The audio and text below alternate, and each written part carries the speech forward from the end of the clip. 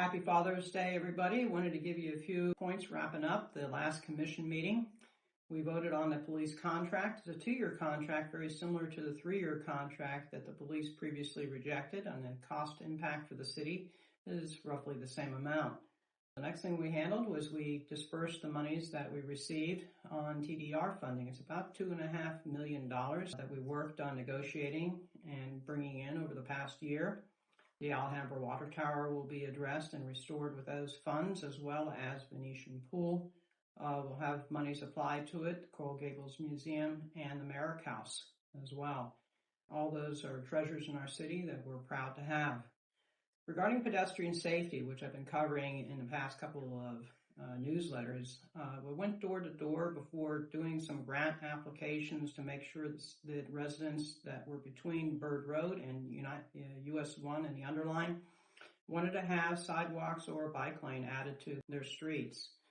So far, those folks were overwhelmingly in favor, so the grant applications will be filed for design and construction drawings moving forward. The following year, we'll be able to put in grant applications for the actual construction dollars if the residents approve having a sidewalk or a bike lane added to their street. The next thing was we voted on the Inspector General item. I moved forward an item to establish an office of the Inspector General now. Residents have been requesting it to address the allegations of corruption or malfeasance in City Hall, and I wanted to get that moving forward at this time. Unfortunately, the majority of the commissioners were not in support of that.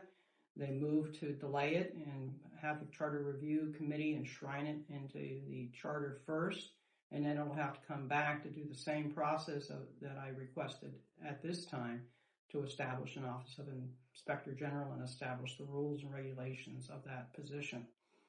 Lastly, I'm going to cover the ADA ramp issue at the Miracle Theater, which is a tenant of the City of Coral Gables. And like all the tenants of the City of Coral Gables, it is required to pay for all the ADA remediation or matters that you have to fix. I've litigated hundreds of cases in this area. I inspected the theater. It's a mezzanine level item that they wanted to change a small lift to a ramp to facilitate getting people in and out.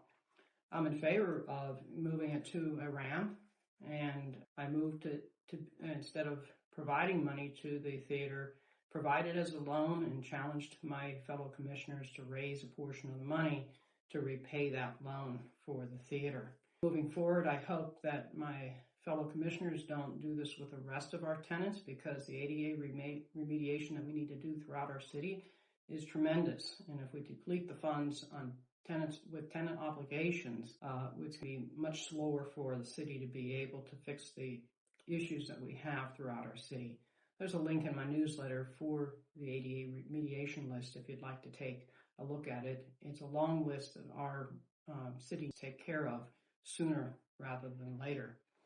I hope you all have a wonderful 4th of July, and look forward to seeing you all during my office hours. Thank you.